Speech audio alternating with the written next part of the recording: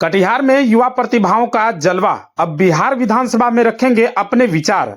कटिहार में युवा प्रतिभाओं को मिला बड़ा मंच। विकसित भारत यूथ पार्लियामेंट 2026 के बैनर तले आयोजित जिला स्तरीय स्पीच प्रतियोगिता में अभय माही ने शानदार प्रदर्शन करते हुए जिले में पहला स्थान हासिल किया है। इस उपलब्धि के साथ ही अभय बिहार विधानसभा में अपने विचारों को रखेंगे। कटिहार के केबी झा कॉलेज सभागार में मेरा युवा भारत और राष्ट्र सेवा योजना कटिहार के संयुक्त तत्वाधान में आयोजित जिला स्तरीय विकसित भारत युवा संसद 2026 कार्यक्रम युवाओं के कौशल और बौद्धिक विकास का एक महत्वपूर्ण केंद्र बना। इस प्रतियोगिता का मुख्य उद्देश्य क्षेत्र के युवाओं को राष्ट्र स्तर तक पहुंचाना है। प्रतियोगिता में लगभग 64 बच्चों ने ऑनलाइन माध्यम से भाग लिया, जहां उन्हें आपातकाल के 50 वर्ष भारतीय लोकतंत्र के लिए सबक विषय पर अपने विचार रखने थे।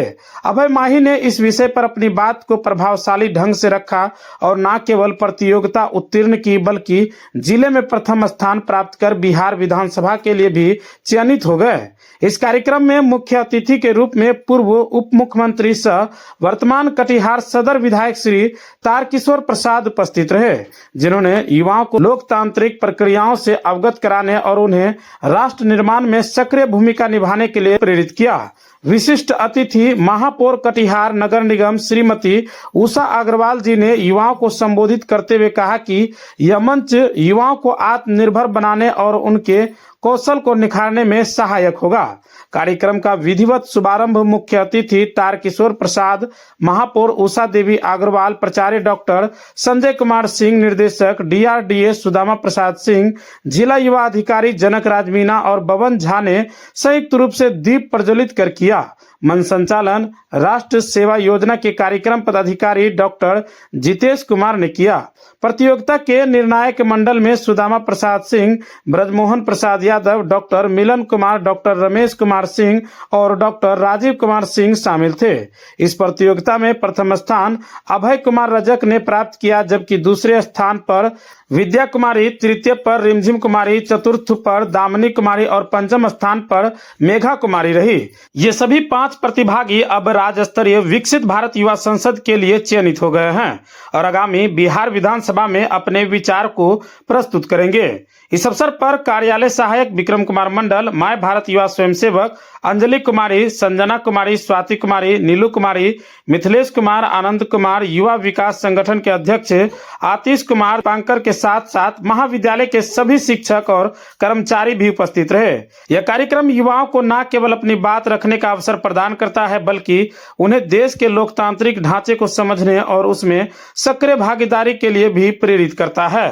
शब्दें भी कैद थी और वो एक ऐसा दौर था जब लोकतंत्र रोपड़ी थी। आज आप सबके बीच में है आपातकाल के 50 वर्ष भारतीय लोकतंत्र के लिए सबक विषय पर अपने विचार अभिव्यक्ति हेतु प्रस्तुत हुआ हूं। साथियों, यह केवल एक विषय नहीं है, बल्कि हमारे लोकतंत्र से जुड़ा हुआ एक ऐसा सच है जिसके बारे में समझना और जानना हम सबकी जिम्मेदारी है।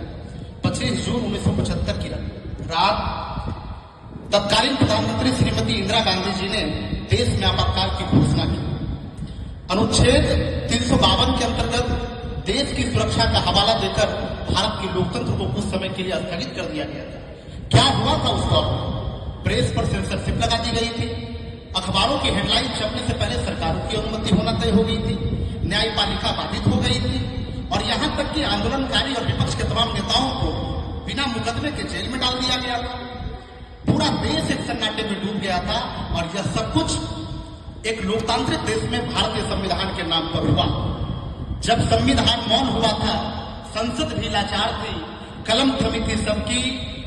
जब संविधान मौन हुआ था, संसद भी लाचार थी, कलम थमी थी सबकी, न्याय भी बेकार थी, वो जून की रात थी, लोकतंत्र भी चीख सुनाई थी और भारत माता भी पूछ बैठी, क्या मेरी आजादी सिर्फ कहानियों में आई थी? लोकतंत्र केवल नेताओं का अधिकार नहीं है, ये जनता की भी अधिकार है कि उसको बचा कर रखे। और जनता अगर सजग हो जाए तो कोई भी सरकार, कोई भी तानाशाही की सरकार ज्यादा दिन तक नहीं चल सकती है। भारतीय संविधान केवल एक पुस्तक नहीं है, बल्कि हम सबके अधिकारों का रक्षक भी है और उसको जतन से बचाना और संजो के रखना ये हम सबकी जिम्मेदारी है। मुक्त प्रेस, न्यायपालिका और विपक्ष का सम्मान, ये भारतीय लोकतंत्र का 3 सबसे मूल स्तंभ है। और इसमें अगर एक भी कोई कमजोर होता है तो देश की आत्मा, लोकतंत्र की आत्मा कांप उठती है। आज 50 वर्षों के बाद हम सब इस विषय पर आज विचार अभिव्यक्त हेतु प्रस्तुत हुए हैं। हम सबने उस कालखंड को नहीं देखा है, लेकिन इतिहास से सीख करके हम भविष्य को बेहतर जरूर कर सकते हैं। आइए आज संकल्प लेते हैं कि उस काली रात को, एक ऐसा असहाय समय जिसने हमारे लोकतंत्र को असहाय किया था, वो फिर से हमारे भारतीय लोकतंत्र पर ना पड़े। इनकलाब जिंदाबाद, भारतीय लोकतंत्र जिंदाबाद। धन्यवाद। ये रजा टाइल्स मार्बल आपके लिए लेकर आया है अंबानी कंपनी एवं कजरिया कंपनी जैसे ब्रांडेड कंपनी का टाइल्स मार्बल और हिंदवेयर का नल, बेसिन कमोड, आशीर्वाद कंपनी का सैनिटरी एवं अन्य सामान थोक एवं खुदरा विक्रेता उचित मूल्य पर उपलब्ध हैं। 5 वर्षों का विश्वास, क्वालिटी में कोई कॉम्प्रोमाइज नहीं। हमारा पता है नवाबगंज चौक, कुर्सेला, कटिहार। Contact number 9934650834।